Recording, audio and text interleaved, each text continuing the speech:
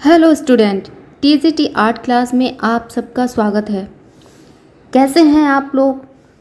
जैसे कि हम हर रोज़ क्लास कराते हैं, तो आज भी आप लोगों के लिए एक टॉपिक लेके आए हैं, वैदिक सभ्यता या फिर वैदिक काल बोलिए या फिर वैदिक सभ्यता बोलिए। तो आज हम लोग इसके बारे में पढ़ेंगे। बहुत ही अच्छा टॉपिक है, बहुत ही अच्छे से मैंने इसको बनाया हुआ है अपने हाथों से, कई बुक से इकट्ठा करके बनाया है मैटर को। तो आप लोग इसको ज़रूर पढ़िए, समझिए। और चलिए स्टार्ट करते हैं आज की क्लास, यानी कि वैदिक सभ्यता के बारे में हम लोग पढ़ते हैं।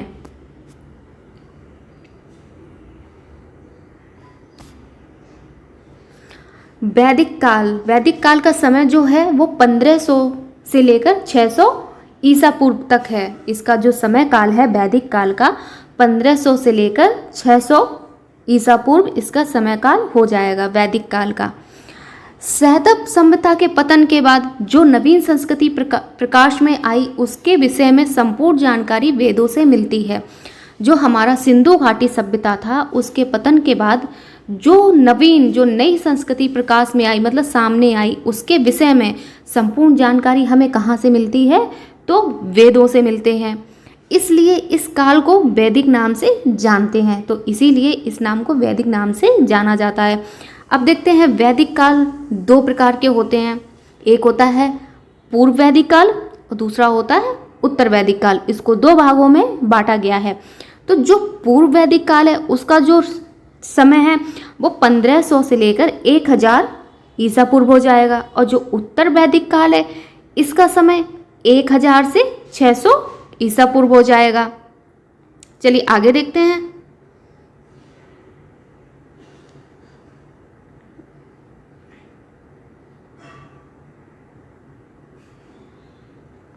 तो चलिए आगे देखते हैं। वैदिक काल के निर्माता, जो वैदिक काल के निर्माता थे वो कौन थे? वो आर्य थे। और कहाँ से आए थे? मध्य एशिया से चरवाहे के रूप में आए थे। अगर पूछा जाए कि वैदिक काल के निर्माता थे वो कहाँ से आए थे, तो मध्य एशिया के चरवाहे के रूप में आए थे। और इसके निर्माता कौन है? तो आर्य हो जाएंगे। तो ये भी आप लोग पढ़ लीजिए कि इसकी जानकारी हमें कहाँ से मिलती है। जो आर्य लोग थे, जो आए थे मध्य एशिया से, तो इसकी जानकारी हमें किसने दी? वैसे तो बहुत सारे वैज्ञानिकों ने अपना अलग अलग बताया है, लेकिन जो सभी वैज्ञानिकों की राय से जो एक बिल्कुल सच माना गया है, वो है मैक्स मूलर वैज्ञानिक। इनकी ही बात को सामने रखा गया था कि इन्होंने कहा है कि जो आर्य लोग थे वो मध्य एशिया से चरवाहे के रूप में आए थे। चलिए, वैदिक ऋग्वेद की रचना पूर्व वैदिक काल में हुई है। वैदिक काल की भाषा कैसी थी? तो संस्कृत भाषा थी। आर्यों द्वारा खोजी गई धातु क्या थी? तो लोहा हो जाएगा। लोहा वैदिक काल में ही खोजा गया था। यह एक ग्रामीण सभ्यता थी। तो आप लोगों को यह भी याद रखना है कि वैदिक काल में सभ्यता कैसी थी? तो ग्रामीण सभ्यता थी। इससे पहले जो हमारा सिंधु घाटी सभ्यता था, तो उसमें क्या था? उसमें नगरीय सभ्यता थी, क्योंकि वहाँ के नगर काफ़ी अच्छे बने थे। नगर योजना के नाम से वो सभ्यता जानी जाती है। उसके बाद आता है वैदिक काल का समय, तो उसको लोग ग्रामीण के नाम से जानते हैं। आर्यों के मनोरंजन के मुख्य साधन क्या थे? तो जो आर्य लोग थे उनके साधन क्या थे? जैसे संगीत था, रथ दौड़, घुड़सवार, ये इनके मुख्य साधन थे मनोरंजन के लिए। सर्वाधिक प्रिय देवता इसमें कौन माने जाते हैं? तो इंद्र को माना जाता है। व्यवसाय प्रमुख क्या था इनका? तो कृषि हो जाएगा। आर्यों की भाषा कैसी थी? तो संस्कृत भाषा थी। चलिए आगे देखते हैं। वैदिक सभ्यता से संबंधित प्राचीन अभिलेख हैं, तो कहाँ से प्राप्त हुए हैं? किस जगह से इनको ये प्राप्त हुआ है? तो वो हो जाएगा वोगज कोई। वैदिक सभ्यता से संबंधित प्राचीन अभिलेख नामक स्थान से मिलता है। तो कहाँ से मिलता है? वोगज गोई से मिलता है। वोगज कोई से मिलता है। इसको आपको याद रखना है। अब देखते हैं, पूर्व वैदिक काल के बारे में पढ़ते हैं, फिर उत्तर वैदिक काल के बारे में पढ़ते हैं। तो जो ऋग्वेद की रचना हुई है, अगर पूछा जाए ऋग्वेद की रचना किस काल में हुई है, तो इसकी रचना पूर्व वैदिक काल में हुई है। ऋग्वेद की रचना उत्तर वैदिक काल में नहीं हुई है, ये आप लोगों को याद रखना है। उत्तर वैदिक काल में सामवेद, यजुर्वेद, अथर्ववेद, उपनिषद, पुराण, रामायण, महाभारत आदि ग्रंथों की रचना किस में मिलती है? तो हमें उत्तर वैदिक काल में मिलती है। पूछा जाता है पुराण कितने हैं? तो 18 पुराण हो जाएंगे। वेदों की संख्या कितनी है? 4 है, जैसे कि ऋग्वेद, यजुर्वेद, सामवेद, अथर्ववेद। ठीक है, चलिए आगे देखते हैं। रामायण महाभारत जैसे ग्रंथों की रचना इस युग के अंतिम अवस्था की देन है। तो जैसे कि मैंने बताया कि ये उत्तर वैदिक काल के ही सारे ग्रंथ हैं, तो रामायण महाभारत जैसे ग्रंथ इसी रचना के अंतिम अवस्था की देन है। तो ये नोट ये भी लिखा हुआ है, लोहे का प्रयोग उत्तर वैदिक काल से आरंभ होता है। हाँ, तो आप लोगों को ये याद रखना है कि जैसे कि लोहे का प्रारंभ है वैदिक काल में तो हुआ है, लेकिन अगर ऑप्शन में ये आ जाए कि पूर्व वैदिक काल में हुआ है कि उत्तर वैदिक काल में हुआ है, तो आप लोगों को इस चीज़ का याद रखना है कि लोहे का जो प्रयोग हुआ है वैदिक काल में तो जरूर हुआ है, पर उत्तर वैदिक काल में हुआ है आरंभ इसका। तो ये इसलिए मैंने यहाँ पे नोट करके लिख रखा है कि आप लोगों को याद रहे। चलिए आगे देखते हैं, ऋग्वेद के बारे में पढ़ते हैं। सबसे पुराना प्राचीन क्या है, वेद कौन सा है, तो ऋग्वेद हो जाएगा। भाषा संस्कृत, गद्य रूप में लिखा गया है। ऋग्वेद को गद्य रूप में लिखा गया है, भाषा कैसी है, संस्कृत है। कला का सर्वप्रथम प्रयोग इसी में मिलता है, जो कला का प्रयोग है सर्वप्रथम इसी में मिलता है। चित्रकला जो है ये नाटक शास्त्र, जो नाट्य शास्त्र है भरत मुनि की, उसमें कला का प्रयोग मिलता है। अब आप लोगों को ये याद रखना है, आप लोगों को यह याद रखना है कि कला का अगर पूछा जाए शब्द कहाँ से प्रयोग हुआ है तो वो हो जाएगा ऋग्वेद से। अगर चित्रकला के बारे में पूछा जाए, चित्रकला के मतलब कि रंगों के बारे में जो भी मतलब बताया गया है कि कैसे कैसे कलर होते, कैसे करने चाहिए, ये सारी जानकारी हमें कहाँ मिलती है, तो ये जानकारी हमको नाट्य शास्त्र में मिलती है। चलिए आगे देखते हैं। गायत्री मंत्र भी मिलता है ऋग्वेद में। ऋग्वेद में गायत्री मंत्र का उल्लेख किया गया है, वो भी कौन से मंडल में, तीसरे मंडल में। अगर पूछा जाए जैसे कि 10 मंडल है, ये लिखिए मंडल अध्याय मतलब चैप्टर, तो क्या है ये 10 मंडल हैं। तो अगर ये पूछा जाए कि ऋग्वेद में कौन से मंडल में, मतलब कि कौन से नंबर के मंडल में गायत्री मंत्र का मतलब कि उसमें उल्लेख किया गया है, ये समझ लीजिए जैसे कि उल्लेख किया गया है, तो तीसरा मंडल आप लोगों को याद रखना है। कितने मंडल होते हैं, 10 मंडल होते हैं। सूक्तियाँ कितनी हैं, तो 1028 सूक्तियाँ हैं। गंगा का उल्लेख एक बार मिलता है ऋग्वेद में, गंगा का जो उल्लेख है वो एक बार मिलता है। संकलनकर्ता कृष्ण द्वैपायन वेद व्यास हैं। ठीक है, चलिए आगे देखते हैं। पहला और 10वां मंडल सबसे बाद में जोड़ा गया, तो ये भी आप लोगों को पता होना चाहिए कि जैसे कि 10 मंडल हैं, जैसे अभी हम बताते हैं आपको, जैसे कि 10 मंडल हैं तो उसमें 2 से लेकर 7 तक मंडलों की रचना पहले हो चुकी है। इसके बाद पहला और 10 में मंडल की रचना हुई है, तो इसको नवीन मंडल भी कहा जाता है, मतलब कि नया मंडल। पहले और 10वें मंडल को क्या बोलते हैं, नवीन मंडल बोलते हैं। तो ये आप लोगों को याद रखना है। चलिए आगे देखते हैं। ऋग्वेद में कितने वर्णों का उल्लेख किया गया है, तो 4 का किया गया है। ऋचाओं को पढ़ने वाले को क्या कहते हैं, तो होत्र बोलते हैं। ऋचाएं कितनी हैं, तो 10 462 हो जाएंगी, 10462। विष्णु के 10 अवतार के नाम आप लोगों को याद रखने हैं, वो भी लाइन से याद रखने हैं, इसको आगे पीछे नहीं करना है। जैसे कि मत्स्य हो गया, कुर्म, वाहरे, नरसिंह, वामन, परशुराम, राम, कृष्ण या बलराम, बुद्ध और कल्कि। तो ये आप लोगों को लाइन से ही याद करने हैं, क्योंकि ये पेपर में लाइन से ही पूछे जाते हैं। तो चलिए आगे देखते हैं। पूर्व वैदिक काल, गौरिक या मृतभांड मतलब मिट्टी के बर्तन पूछा गया है, तो कहाँ से मिलते हैं, तो पूर्व वैदिक काल में मिलते हैं, OCP। और उत्तर वैदिक काल में चित्रित धूसर मृतभांड हो गया, तो क्या हो जाएगा, PGW। चलिए आगे देखते हैं। ऋग्वेद में 10 मंडल में से जो मैंने अभी ऊपर आपको बताया है, 10 मंडल में से 2 से 7 तक पहले लिखा गया है, बाद में एक 10 मंडल लिखा है जो नवीन मंडल बोलते हैं, जो कि सबसे नवीन मंडल कहलाते हैं। ये मैंने आपको ऊपर बता ही दिया है। चलिए अब देखते हैं तीसरे मंडल में क्या है, गायत्री मंत्र है। ये भी जो जैसे मैंने अभी बता दिया है कि कौन से नंबर पे मंडल में अगर पूछा जाए गायत्री मंत्र है, तो तृतीय मंडल हो जाएगा। और किसने रचना की है, तो विश्वामित्र ने रचना की है। अब पूछा जाए 7वां मंडल में क्या है, तो युद्ध का वर्णन दर्शाया गया है, आर्यों के युद्ध का वर्णन है उसमें। 9वां मंडल सोम देवता के लिए उल्लेख किया गया है, जो कि वनस्पति देवता के रूप में जाने जाते हैं। 10वां मंडल हो जाएगा वर्ल्ड व्यवस्था, विचारधारा निकल कर आई थी, मतलब वर्ल्ड व्यवस्था के बारे में 10वें मंडल में बताया गया है। जो भी उन लोगों की विचारधाराएं थी ऐसा कुछ है, तो वो 10वें मंडल में दर्शाया गया है। अब आ जाते हैं सामवेद के बारे में।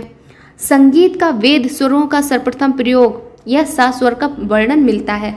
जैसे कि सामवेद जो ग्रंथ है, इसमें अगर पूछा जाए कि संगीत का या संगीत का सबसे पहली बार वर्णन हमें कहाँ मिलता है, तो सामवेद ग्रंथ हो जाएगा। जैसे कि 7 स्वर होते हैं तो वो भी वहीं से ही निकल के आए हैं।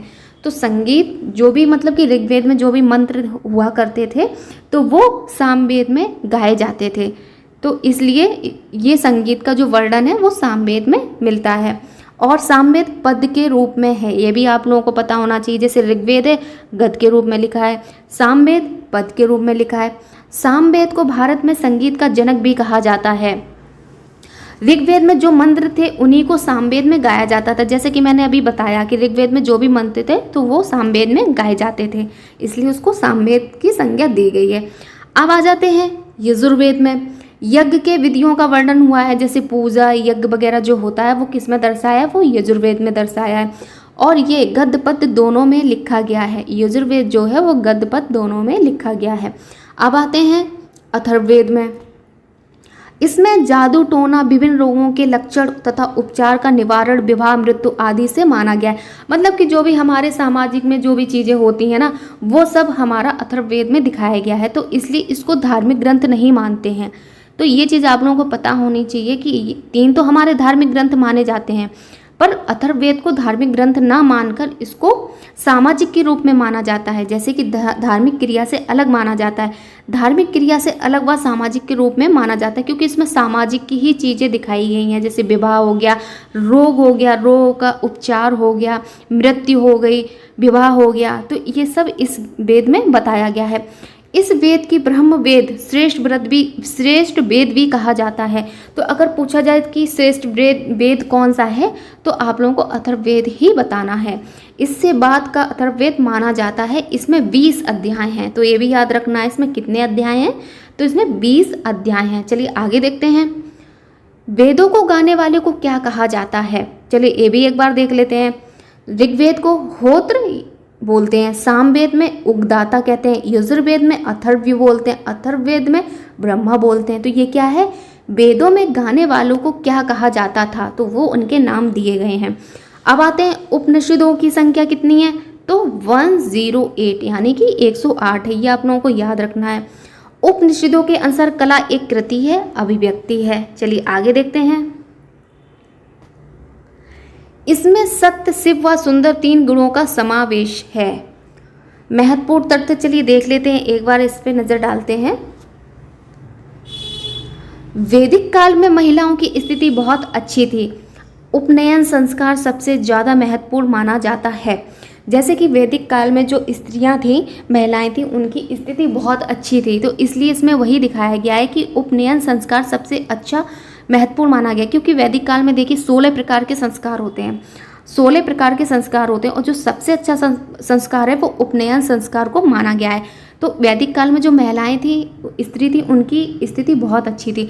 लेकिन आप लोगों को ये भी याद रखना है, जो पूर्व वैदिक काल है उसमें महिलाओं की स्थिति बहुत अच्छी थी, और उत्तर वैदिक काल तक आते आते महिलाओं की थोड़ी स्थिति कम अच्छी हो गई थी।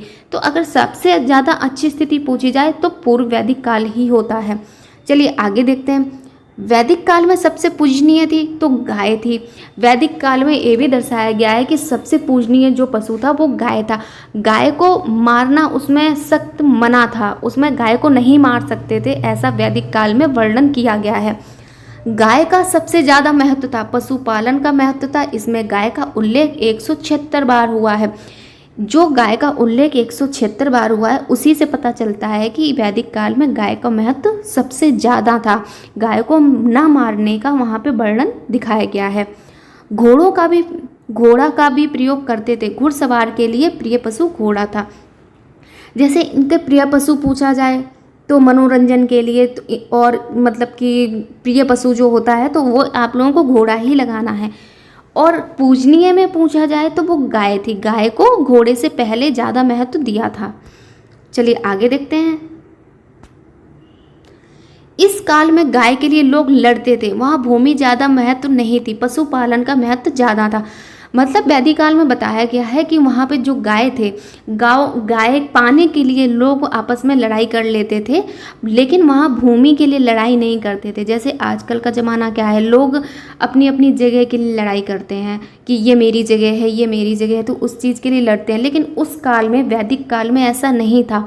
वहाँ पे लोग भूमि, स्थान, इन सब चीज़ों के लिए नहीं लड़ते थे। वहाँ क्या था, पशुपालन का महत्व ज़्यादा था, तो इसलिए वहाँ लोग गाय के लिए लड़ते थे। चलिए आगे देखते हैं। कृषि का महत्व पशुपालन के बाद आता है। कृषि का महत्व पशुपालन के बाद आता है। मतलब कि जो इसमें ये बताया है, जो कृषि थी वो महत्व बाद में है। इससे पहले क्या है, पशुपालन, पहले पशुपालन को रखते थे, बाद में कृषि को रखते थे, ये इसमें बताया है। ऋग्वेद में मात्र 24 मंत्र का प्रयोग किया गया है, जबकि गाय का उल्लेख ज़्यादा बार किया है।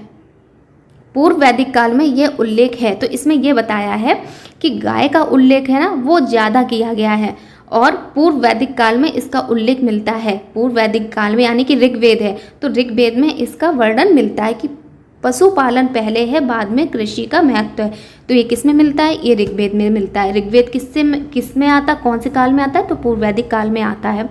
चलिए आगे देखते हैं। पूर्व वैदिक काल में तांबा का प्रयोग हुआ है। तो जैसे कि मैंने अभी बताया कि लोहा का तो प्रयोग हो गया था वैदिक काल में, पर लोहे का जो प्रयोग था वो उत्तर वैदिक काल में हुआ था। और जो इससे पहले मतलब एक तांबा था ना, वो धातु के रूप में ये लोग प्रयोग करते थे। तो पूर्व वैदिक काल में तांबा का प्रयोग हुआ है, लेकिन उत्तर वैदिक काल आते आते लोहों का इन लोगों ने प्रयोग करना शुरू कर दिया था। यहाँ मुद्रा का प्रयोग नहीं मिलता है। मुद्रा मीन्स मतलब कि सिक्के हो गए, रुपए हो गए, यहाँ इनका प्रयोग नहीं मिलता। इन्होंने सिक्के का, मुद्रा का मतलब खोज नहीं की थी उस समय में, वो इसमें बताया है। व्यापार जो करते थे, जैसे मान लो कि आजकल क्या है, रुपए पैसे हैं, तभी तो व्यापार बिजनेस कर पाते हैं।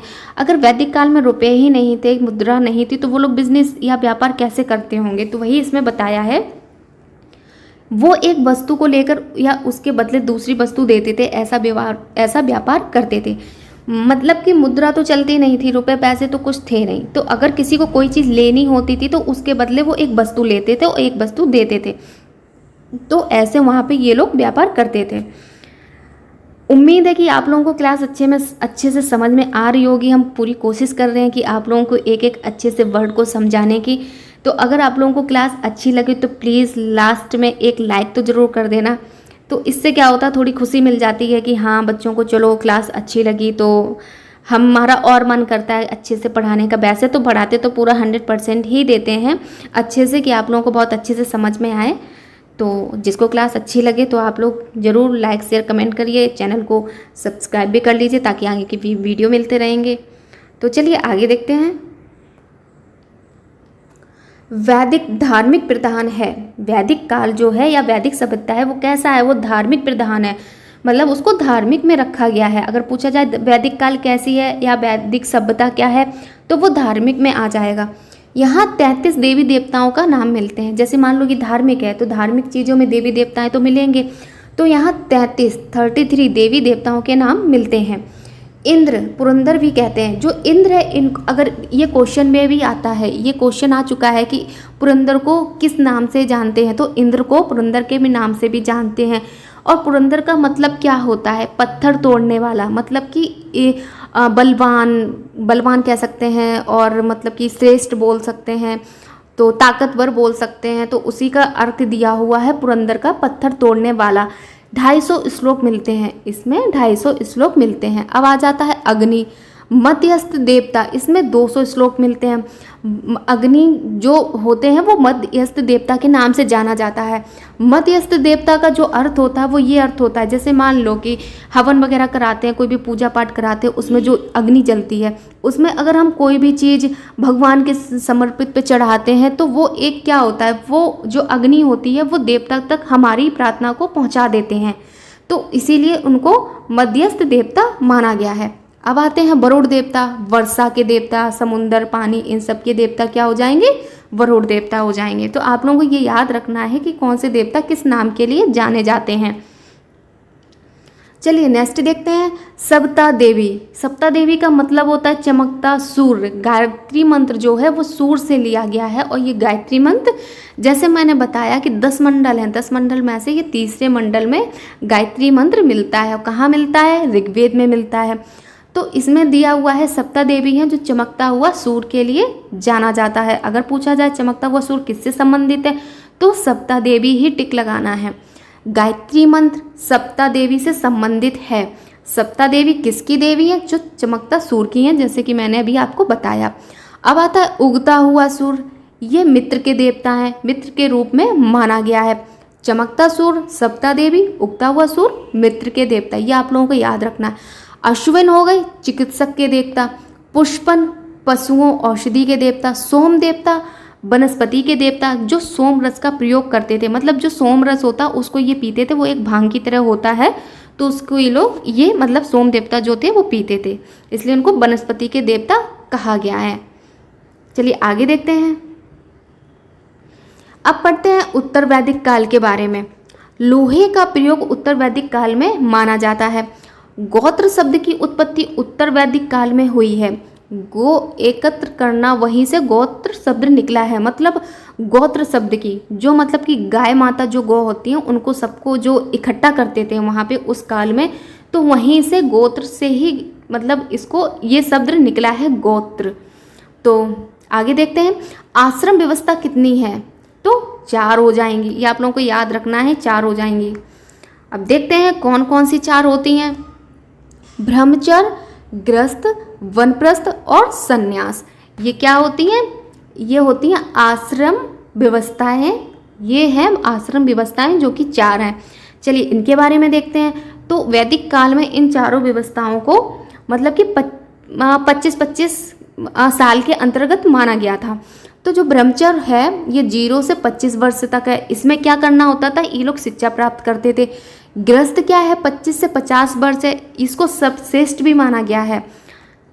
तो इसको में क्या है 25 से 50 वर्ष तक, इसमें क्या करते थे मतलब कि वंश बढ़ाने का, मतलब कि विवाह करो, जो उम्र जो उसमें बताई गई है गृहस्थ जीवन होता है, वंश बढ़ाओ, बच्चे करो, ये सब चीज़ें इसमें बताया गया है। वनप्रस्थ का मतलब होता है 50 से 75 वर्ष। जो ये ब्रह्मचर्य होते हैं पहले नंबर के होते हैं, इन लोगों को पढ़ाना होता है। जो वनप्रस्थ होते हैं ये ब्रह्मचर्य को पढ़ाया करते हैं। तो 50 से 75 वर्ष की उम्र में ब्रह्मचर्य के लोगों को पढ़ाना होता है। अब आता है सन्यास जो 75 से 100 वर्ष का होता है। इसमें क्या होता है? ये लास्ट की स्टेज मानी गई है। तो भक्ति में होकर मृत्यु का इंतजार करेंगे, धार्मिक कार्य करेंगे, मतलब लास्ट की स्टेज होती है। तो इसमें पूजा पाठ करना है, धार्मिक रहना है, बस अपना मतलब कि बुढ़ापा बहुत अच्छे से काटना है, भगवान को याद करना है और मतलब अपने मृत्यु का इंतजार करना है, ऐसा सन्यास में बताया गया है। अब आते हैं आगे बढ़ते हैं। वेदों में 4 वर्ण बताए गए हैं। ये भी आप लोगों को याद रखना है कि वर्ण कितने हैं, तो 4 बताए गए हैं। ब्राह्मण, वैश्य, क्षत्रिय और शूद्र। तो आइए ये देखते हैं। तो वेदों में 4 वर्ण बताए गए हैं। तो ब्राह्मण, वैश्य, क्षत्रिय, शूद्र, मतलब वर्ण का मतलब उसमें ये बताया गया है कि अगर कोई भी मतलब कि व्यक्ति था, वो अगर ब्राह्मण में पैदा होगा तो वो ब्राह्मण ही रहेगा, वैश्य है तो वैश्य ही रहेगा, क्षत्रिय है तो क्षत्रिय रहेगा, शूद्र है तो शूद्र ही रहेगा, ऐसा इसमें बताया गया है। चलिए आगे देखते हैं। महाकाव्य 2 हैं, ये तो सब जानते होंगे। महाकाव्य 2 हैं, रामायण और महाभारत। तो रामायण जो है 500 ईसा पूर्व हो जाएगा, इसके रचनाकार हो जाएंगे वाल्मीकि। रामायण में 24,000 श्लोक हैं। रामायण में जो कांड हैं वो 7 हैं, 7 कांड हैं। रामायण में अश्वमेध यज्ञ के समय राम ने अपनी धर्मपत्नी सीता की स्वर्ण प्रतिमा बनवाई थी। तो किससे बनवाई थी? तो मैं नामक शिल्पीकार से बनवाई थी। तो ये उल्लेख किस में मिलता है? ये रामायण में मिलता है। ये भी याद रखना है कि रामायण में रावण के समय में अनेक प्रकार की चित्रशालाएं भी थी। ये भी आप लोगों को पॉइंट याद रखना है। तो ये किसका हो गया? ये सारा रामायण का हो गया। अब आते हैं हम लोग महाभारत पढ़ते हैं, महाभारत के बारे में। महाभारत का समय होता है 400 ईसा पूर्व। संसार का सबसे बड़ा महाकाव्य क्या है? महाभारत है। महाभारत की रचना कृष्णदेवराय या वेद व्यास ने की थी। महाभारत में जो सभा पर्व होता है वहाँ धर्मराज युधिष्ठिर की सभा का वर्णन है। महाभारत में जैसे कि आप लोगों ने पढ़ा होगा, जो धर्मराज युधिष्ठिर थे उनकी जो सभा था वहाँ का वर्णन हुआ है। जैसे वहाँ पे बताया जाता है, ऐसा उसमें लिखा हुआ है, ऐसा वर्णन किया गया है। जैसे उनकी सभा में एक दरवाज़ा था, तो वो मतलब कि चित्रकारी की गई थी उस पे, लेकिन वो इस तरीके से चित्रकारी की गई थी कि वो असली समझ में आता था, और जो भी वहाँ से निकलता था तो उसका सर टकरा जाता था। तो वहाँ उसका मतलब ये भी महाभारत में युधिष्ठिर में की सभा में ये वर्णन किया गया है कि उस टाइम की भी जो चित्रशालाएँ थी वो कितनी ही अच्छी थी, प्रबल थी, किस तरीके से बनाई गई थी कि आजकल के ज़माने में जैसे 3D बोलते हैं तो 3D आर्ट बोल सकते हैं, तो वो उस तरीके से इसमें दर्शाया गया। और उसको बनाने के जो कारीगर थे वो कहाँ से आए थे, वो फ्रांस से आए थे। तो ये भी क्वेश्चन पूछा जाता है। जिसका निर्माण मैसूर नामक शिल्पी ने किया था, तो ये भी नाम याद रखना है, किसने किया था, मैसूर नामक शिल्पी ने किया था।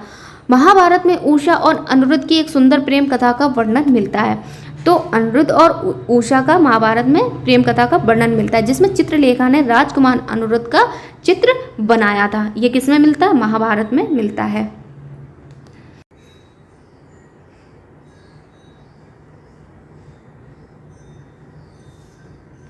अब आ जाता है अष्टाध्यायी। अष्टाध्यायी जो 500 ईसा पूर्व है, इसके लेखक कौन हो जाएंगे, पाणिनि हो जाएंगे, संस्कृत व्याकरण थे। ठीक है, चलिए आगे देखते हैं। अष्टाध्यायी में 8 अध्याय तथा 3959 सूत्र हैं। 8 अध्याय तथा 3959 सूत्र हैं। अष्टाध्यायी में शिल्प को 2 भागों में विभाजित किया गया है, चारु एवं कारु के रूप में विभाजित किया गया है।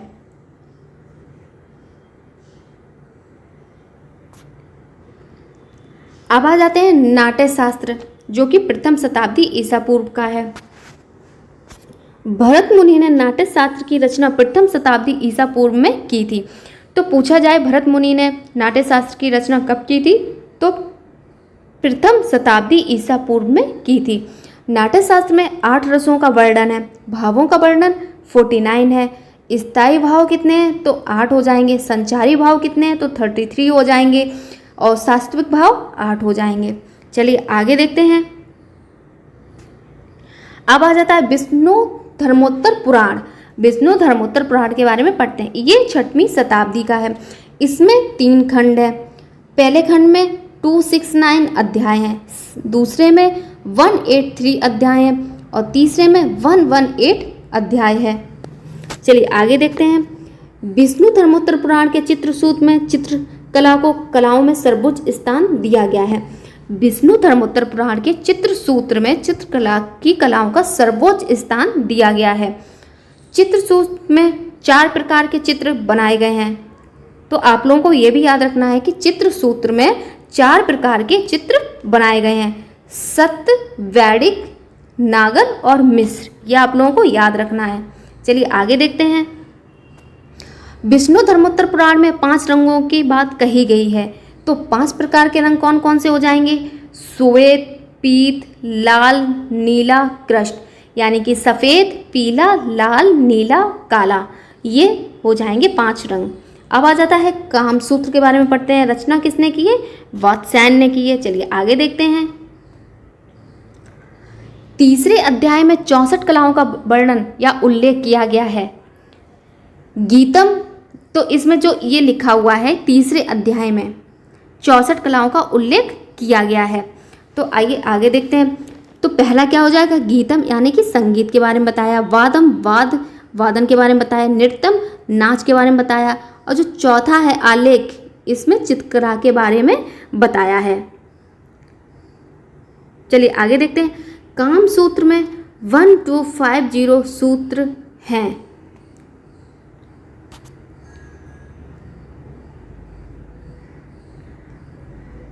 आगे देखते हैं।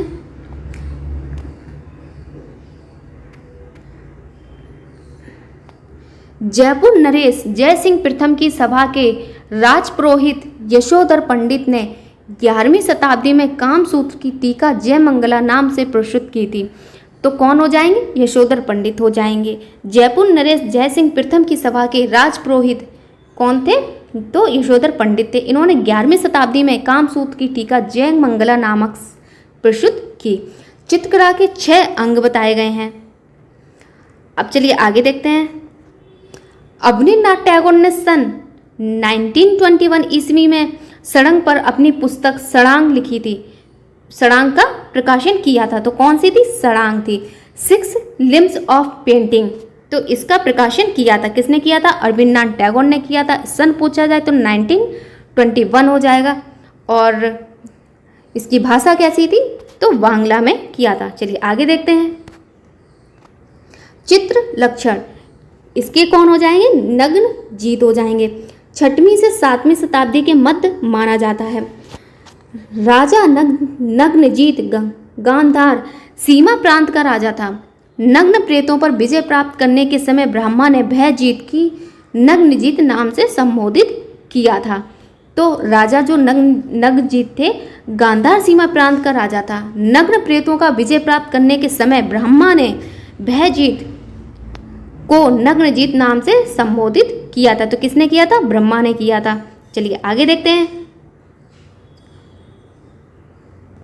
अब आ जाता है मानसोल्लास, जो 1129 ईस्वी का हो जाएगा। इसकी रचना 12वीं सदी में सोमेश्वर ने की थी। किसने की थी? सोमेश्वर ने की थी। मानसोल्लास को अभिलाषता चिंतामणि के नाम से भी जाना जाता है। सोमेश्वर के अनुसार 4 प्रमुख रंग है, लाल, पीला, काला और सफ़ेद। ये भी आप लोगों को याद रखना है कि कितने रंग हैं? तो 4 रंग हैं, लाल, पीला, काला, सफ़ेद। मेघदूत के बारे में पढ़ते हैं। प्रथम शताब्दी ईसा पूर्व का है। मेघदूत 2 भागों में विभक्त है, यानी कि पूर्व मेघ और उत्तर मेघ हो जाएगा। मेघदूत में बिरड़ी यक्षिणी द्वारा अंकित उसके प्रवासी पति यक्ष का चित्र बनाने की चर्चा हुई है। तो यक्षिणी द्वारा अंकित उसके प्रवासी पति यक्ष का चित्र बनाने की चर्चा किसमें हुई है? तो आप लोगों को बताना है, मेघदूत में हुई है। चलिए आगे पढ़ते हैं। रघुवंश, जो कि प्रथम शताब्दी ईसा पूर्व हो जाएगा। रघुवंश जो है वो कालिदास का सर्वश्रेष्ठ महाकाव्य है, जिसमें 19 सर्गें। एक ऐसा चित्र मिलता है जो मृत कीड़ा करते, मतलब कि ऐसा चित्र बनाया गया है, हाथियों को चित्रित किया गया है। इतने सजीव थे कि सिंगों ने असली हाथी समझकर अपने नाखूनों से उसका वक्ष स्थल खराब कर दिया था। मतलब कि ये किसमें? रघुवंश में ये चीज़ बताया गया है कि हाथियों का उस टाइम पे ऐसा चित्रण किया गया था कि बिल्कुल देखने में सजीव, बिल्कुल मतलब सत्य की तरह लगते थे। तो जो सिंह थे तो उन्होंने उनको असली समझकर अपने नाखूनों से खराब कर दिया था। तो ये वर्णन किस में मिलता है? तो आप लोगों को पता होना चाहिए, ये वर्णन रघुवंश में मिलता है, जो कि प्रथम शताब्दी का है। यहाँ महाकाव्य भी चित्रकारी के उदाहरण मिलते हैं। यहाँ महाकाव्य में भी चित्रकारी के उदाहरण मिलते हैं। तो आप लोग ये मत समझना कि थैंक यू फॉर वॉचिंग लिखा है तो क्लास एंड हो गई है। ये तो बस ऐसे ही बहुत लिख दिया था, लेकिन अभी इसके नीचे आपके क्वेश्चन भी हैं।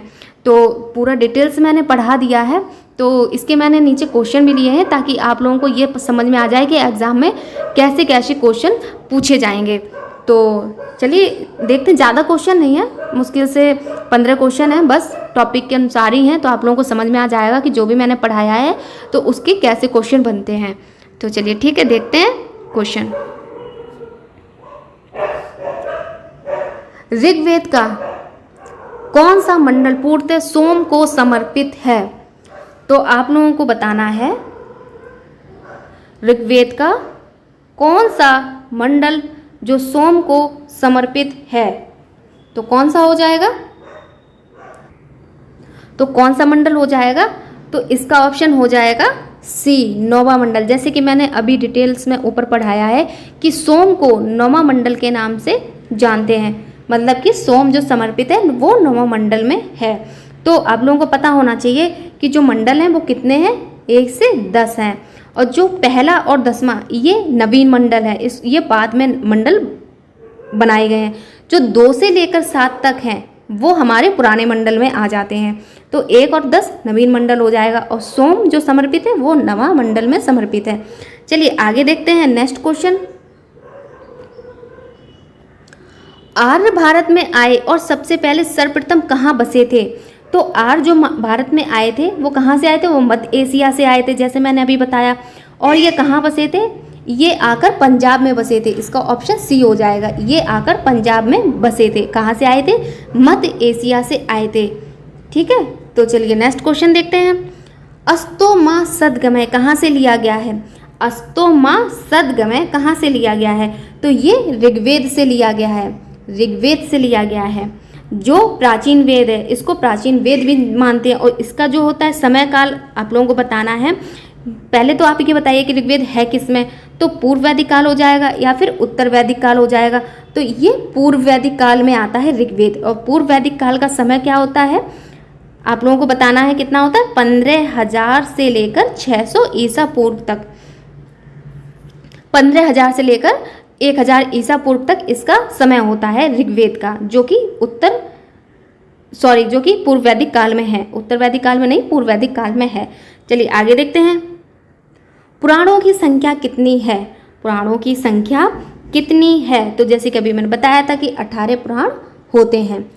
भारतीय संगीत का आदि ग्रंथ कहा जाता है, तो भारतीय संगीत का आदि ग्रंथ कहा जाता है। तो जैसे मैंने बताया था कि संगीत किस नाम से जानते हैं, तो सामवेद के नाम से जानते हैं। जो मतलब ऋग्वेद में जो वो मंत्र थे वो सामवेद में गाए जाते थे, तो उसको सामवेद कहते हैं। संगीत का जो भी मतलब कि उसमें मिलता है, वर्णन मिलता है, वो किस में मिलता है, सामवेद में मिलता है।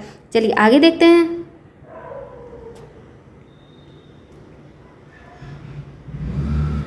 ऋग्वैदिक आर्यों का मुख्य व्यवसाय क्या था, ऋग्वैदिक आर्यों का मुख्य व्यवसाय क्या था। तो जैसे मैंने अभी बताया कि सबसे पहले वो पशुपालन को मानते थे, बाद में वो कृषि को रखते थे। वो पहले पशुपालन को मानते थे, तो मुख्य व्यवसाय पशुपालन हो जाएगा। चलिए आगे देखते हैं। इनमें से किस फसल का ज्ञान वैदिक काल के लोगों को नहीं था, तो किसका ज्ञान नहीं था, तंबाकू का ज्ञान नहीं था, और जो इनका प्रमुख फसल थी। चलिए आगे देखते हैं। प्रारंभिक आर्यों के बारे में निम्न कथनों में से कौन सा सही नहीं है। तो इसमें क्या पूछा, सही नहीं है, बाकी की 3 सही है, 1 सही नहीं है। तो चलिए देखते हैं इसका आंसर क्या हो जाएगा। तो वे संस्कृत बोला करते थे, ये सही बात है। वे घुड़सवारी किया करते थे, ये भी सही बात है। वो कई झुंडों में भारत आए थे, ये भी सही बात है। वो नगरों में निवास करते थे, ये गलत है। तो आंसर डी हो जाएगा, वो नगरों में निवास नहीं करते थे, क्योंकि वैदिक काल क्या है, बताइए क्या है, हमारी ग्रामीण सभ्यता है। ठीक है, जो नगर थे ना वो सिंधु घाटी सभ्यता में थे, तो इसमें ये ऑप्शन गलत हो जाएगा। चलिए नेक्स्ट क्वेश्चन देखते हैं। आर्य शब्द का अर्थ है, आर्य शब्द का अर्थ है, तो क्या हो जाएगा, श्रेष्ठ या कुलीन हो जाएगा, बी ऑप्शन। चलिए आगे देखते हैं। उत्तर वैदिक संस्कृति का काल किसे माना जाता है, उत्तर संस्कृति का काल किसे माना जाता है। तो जैसे कि मैंने अभी बताया, जो पूर्व वैदिक काल है वो 1500 से लेकर कितना है, 1000 हो जाएगा। और जो उत्तर वैदिक काल है वो 1000 से लेकर 600 ईसा पूर्व हो जाएगा, तो इसका बी ऑप्शन सही हो जाएगा। चलिए आगे देखते हैं। सर्वप्रथम कला शब्द का यथार्थवादी प्रयोग किस ग्रंथ में किया गया है। तो आप लोग क्वेश्चन को जरा ध्यान से पढ़िए। कला शब्द का यथार्थवादी पूछा है, इसमें यथार्थवादी प्रयोग किस ग्रंथ में किया गया, यानी कि इसमें पूछ रहा है जो यथार्थवादी मतलब चित्रकला हो गया, कला हो गया, रंग के बारे में, इन सब चीज़ों के बारे में पूछ रहा है। तो मैंने क्या बताया था आप लोगों को, इसकी सबकी जानकारी हमें कहाँ मिलती है, नाट्य शास्त्र में मिलती है। कला शब्द का प्रयोग पूछा जाए तो ऋग्वेद में मिलता है। अगर चित्रकला के बारे में पूछा जाए या यथार्थवादी का पूछा जाए तो नाट्य शास्त्र हो जाएगा। चलिए आगे देखते हैं। पुराणों की रचना किस काल में हुई है, पुराणों की रचना किस काल में हुई है, तो आप लोगों को बताना है। तो जैसे मैंने अभी आप लोगों को बताया था, जो ऋग्वेद है वो पूर्व वैदिक काल का है। बाद बाकी जितने भी पुराण हो जाते हैं, रामायण हो जाता है, महाभारत हो जाता है, और भी ग्रंथ हो जाते हैं, वो किस में आते हैं, उत्तर वैदिक काल में आते हैं। तो कौन सा ऑप्शन हो जाएगा इसमें, डी हो जाएगा, उत्तर वैदिक काल हो जाएगा। चलिए आगे देखते हैं। वैदिक काल में किस देवता का उल्लेख सर्वाधिक बार हुआ है, वैदिक काल में किस देवता का उल्लेख सर्वाधिक बार हुआ है। तो आप लोगों को याद रखना है, इंद्र देवता का उल्लेख काफ़ी बार किया गया है। नेक्स्ट क्वेश्चन देखते हैं। वैदिक काल में पहली बार पक्की ईंटों का प्रयोग किया गया था, तो कहाँ किया गया था, तो कौशाम्बी में किया गया था, ए ऑप्शन हो जाएगा। चलिए नेक्स्ट क्वेश्चन देखते हैं, हमारा लास्ट क्वेश्चन है क्लास का। वायु पुराण किस वंश से संबंधित है, वायु पुराण किस वंश से संबंधित है, तो ये किससे हो जाएगा, गुप्त वंश हो जाएगा, ऑप्शन सी। वायु पुराण जो है वो गुप्त वंश से संबंधित है। तो आज के हमारा पूरा टॉपिक खत्म हो गया है। मैंने साथ में 15 क्वेश्चन भी आप लोगों को दिखा दिए हैं कि किस तरीके के क्वेश्चन बनेंगे। तो एग्ज़ाम में इसी तरीके के क्वेश्चन आएंगे, आप लोगों को अलग से हट के क्वेश्चन नहीं मिलेगा। जो भी जैसे पढ़ाया है इसी तरीके से इसमें क्वेश्चन मिलेंगे, इसी तरीके से बनेंगे। तो आप पूरा चैप्टर अच्छे से पढ़िए, समझिए उसको। और बहुत ही अच्छा टॉपिक है, बहुत ही अच्छा टॉपिक है। आप एक बार नहीं, दो बार नहीं, आप इसको बार बार पढ़ेंगे ना तो इसको बहुत अच्छे से समझ में आ जाएगा और ज़्यादा टाइम नहीं लगेगा। एक बार बस ऐसे ही पढ़ लीजिए, दोबारा में इसको बस थोड़ा थोड़ा समझ के पढ़िए तो दोबारा में आपको अच्छे से याद हो जाएगा कि क्या क्या इसमें बताया गया है। ठीक है, तो चलिए मिलते हैं नेक्स्ट वीडियो में, नेक्स्ट क्लास में। फिर से न्यू टॉपिक लेके आते हैं आप लोगों के लिए। बहुत अच्छे से बना के नोट्स लाएंगे जिससे कि आप लोगों को बहुत अच्छे से समझ में आ जाए सरल भाषा में। मैंने ये 2-3 बुक से ढूंढ के बहुत ही सरल शब्दों में बनाए हुए हैं आप लोगों के लिए। तो उम्मीद है कि आप लोगों को ये क्लास पसंद आई होगी। तो लाइक शेयर कमेंट जरूर कर देना और चैनल को सब्सक्राइब कर लेना ताकि आगे के आप लोगों को वीडियो मिलते रहें। तो चलिए मिलते हैं नेक्स्ट क्लास में, नेक्स्ट वीडियो में। Thank you so much.